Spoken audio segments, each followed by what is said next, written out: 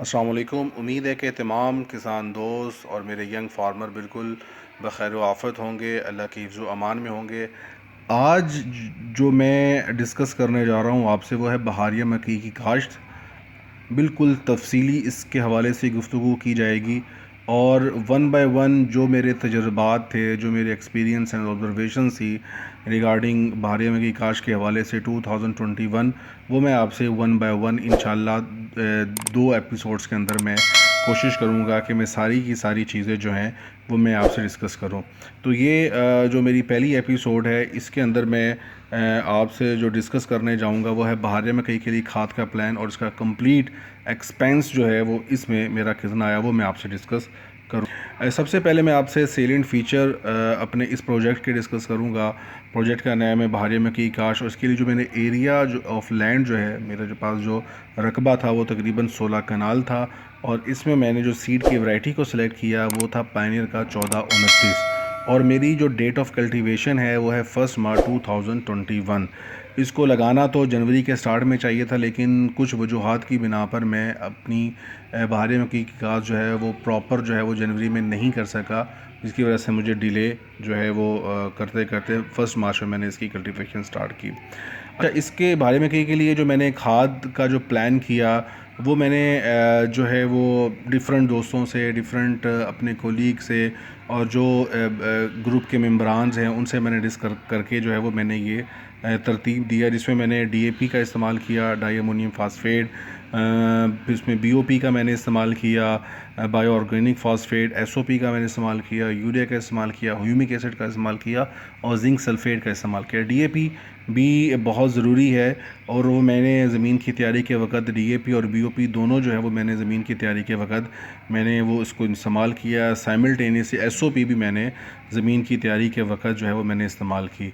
उसके बाद यूरिया जो है वो मैंने उसको किस्तों में मैंने पहली तीसरी या चौथी इरीगेशन पे मैंने उसको जो है वो यूरिया दिया। उसके बाद फिर तकरीबन 60 दिन के अंदर मैंने यूरिया जो है वो 5 बैग जो है इसके वो मैंने कंप्लीट किए। इसी तरह ह्यूमिक एसिड जो है वो मैंने इसमें इस्तेमाल किया।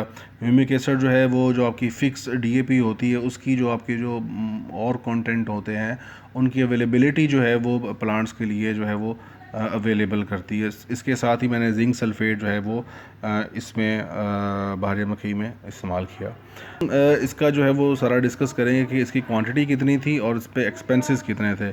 डीएपी जो है वो मैंने 1 बैग 50 केजी यूज़ किया, उसका 5100 रुपये उसकी कीमत है। और उसके बाद जो है वो बीओपी मैंने 2 बैग यूज़ किया 100 केजी और उसकी कीमत 3800 रुपये है। इसी तरह एसओपी मैंने 1 बैग यूज़ किया, उसकी कीमत 50 किलो है।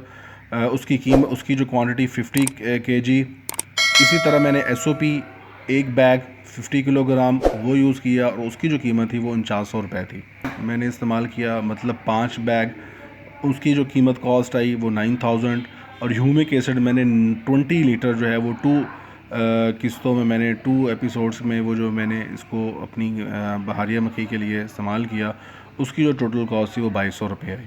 जिंक सल्फेट मैंने 6 केजी यूज़ की और वो उसका जो ख़र्चा जो था उसकी जो कीमत जो थी वो 850 रुपये थी। तो ये खादें, उनके नाम और उनकी क्वांटिटी और उसके बाद उसकी कीमत जो है वो आपके सामने है। तो टोटल जो मेरा ख़र्चा जो है सिर्फ खाद पे 16 कनाल पे 25,850 रुपये मेरा ख़र्चा आया। तो इसमें आप कम और भी चीज़ें काफ़ी ऐड कर सकते हैं। इसके अंदर आप जो है वो अमोनियम सल्फेट भी कुछ लोग इंक्लूड करते हैं, फिर एसओपी भी कुछ ऐड कर देते हैं, लेकिन इस दफ़ा मैंने ख़र्चा कम से कम रखा क्योंकि लास्ट ईयर मैंने जो है मौसमी मक्के में बहुत ज़्यादा फर्टिलाइज़र की मद में मतलब 50,000 मेरा जो है वो 50-60,000 मेरी कॉस्ट फर्टिलाइज़र के मद में चली गई थी। लेकिन वो एक जो लर्निंग प्रोसेस था तो वो जस्ट मेरा आप ये कह लें कि वो मेरी एक सेमेस्टर की फ़ीस निकल गई। तो इस दफ़ा मैंने इसमें काफ़ी चीज़ें जो है वो मैंने कंट्रोल की। तो ये टोटल ख़र्चा मेरा 16 केनाल पे 25,850 आया। ये एपिसोड जो होगी उसमें मैं आपसे जो है वो लैंड प्रिपरेशन के हवाले से काफ़ी चीज़ें मैं डिस्कस करूँगा और उसके बाद जो मैंने इसमें पेस्टिसाइड यूज़ किए, इंसेक्टिसाइड यूज़ किए, वो इंशाल्लाह मैं अगली एपिसोड में मैं इंशाल्लाह वो लाज़मी आपसे मैं शेयर करूँगा। उम्मीद है कि आपको ये वीडियो पसंद आई होगी। अगर वीडियो पसंद आई तो लाज़मी इसको लाइक कीजिएगा, सब्सक्राइब कीजिएगा। अपना ख्याल रखिएगा। अल्लाह हाफ़िज़।